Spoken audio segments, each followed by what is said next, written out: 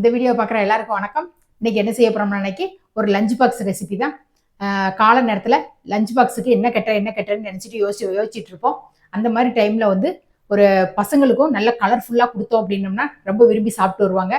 அதனால egg rice தான், ஆனால் க்ரீன் எக் ரைஸ் பண்ண போகிறோம். அந்த நல்ல க்ரீன் கலரில் நல்ல சாப்பாடு வந்து செம்ம டேஸ்ட்டாக இருக்கும்.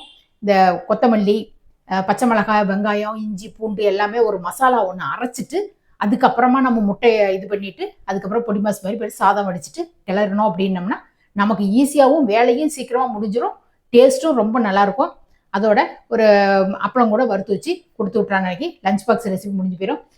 இந்த க்ரீன் எக் ரைஸை எப்படி செய்யலாங்கிறத வாங்க பார்ப்போம். இது 10 சின்ன வெங்காயம், ஒரு 5-6 பல் பூண்டு, இஞ்சி, 3 பச்சை மிளகாய், ஒரு கைப்பிடி அளவுக்கு கொத்தமல்லி, இது எல்லாத்தையுமே அரைச்சி எடுத்துகிட்டு வந்துடலாம். தாளிக்கிறதுக்கு ஒரு 3 ஸ்பூன் கிட்ட எண்ணெய் விட்டுருக்கேன்.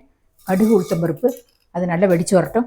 ஒரே ஒரு வெங்காயம், இந்த வெங்காயம் நல்லா கண்ணாடி பதத்துக்கு நல்லா வதங்கி வரட்டும். இதோட அரைச்சி வச்ச மசாலாவை வந்து உள்ளே சேர்த்துருவோம். இந்த மசாலாவோட பச்சை வாசனை போகிற அளவுக்கு நல்லா வதக்கி விட்டுறலாம். நான் ஒரு 1/4 டீஸ்பூன் கிட்ட உப்பு போடுறேன். நான் வந்து சாதத்தில் உப்பு சேர்த்து தான் வடித்து வச்சுருக்கேன். அதனால நான் உப்பு இந்த கிரேவிக்கு மட்டும்தான் உப்பு போடுறேன். ஒரு 1/4 டீஸ்பூன் கிட்ட மஞ்சத்தூள். நீங்கள் அதுக்கு சாதத்தில் உப்பு போடலைன்னா அதுக்கு தகுந்த மாதிரி போட்டுக்கோங்க. இப்போ இதில் 2 முட்டையை உடச்சி ஊற்றிடலாம்.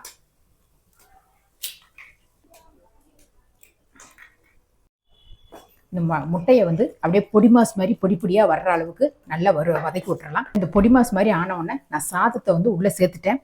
நான் வீடியோ ஆன் பண்ண மறந்துட்டேன். இதில் வந்து ஒரு 1/2 டீஸ்பூன் கிட்ட மிளகுத்தூள், டேஸ்ட்டுக்கு கொஞ்சமாக எலுமிச்சம்பழம், ஒரு 1/2 பழத்துலேயும் 1/4 பழம் தான் புழிஞ்சிருக்கேன். புழிஞ்சிட்டு நல்லா மிக்ஸ் பண்ணிவிட்டுருக்கேன். இந்த க்ரீன் எக் ரைஸ் வந்து ரெடி ஆயிடுச்சு.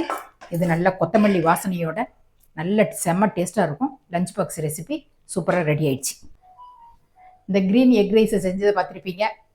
நீங்களும் நாளைக்கே உங்கள் பசங்களுக்கு லஞ்ச் பாக்ஸுக்கு இந்த மாதிரி கெட்டி கொடுங்க, ரொம்ப விரும்பி சாப்பிட்டு வருவாங்க. இதே மாதிரி அடுத்த ஒரு சூப்பரான ஒரு வீடியோவில் நான் உங்களை சந்திக்கிறேன். நன்றி, வணக்கம்.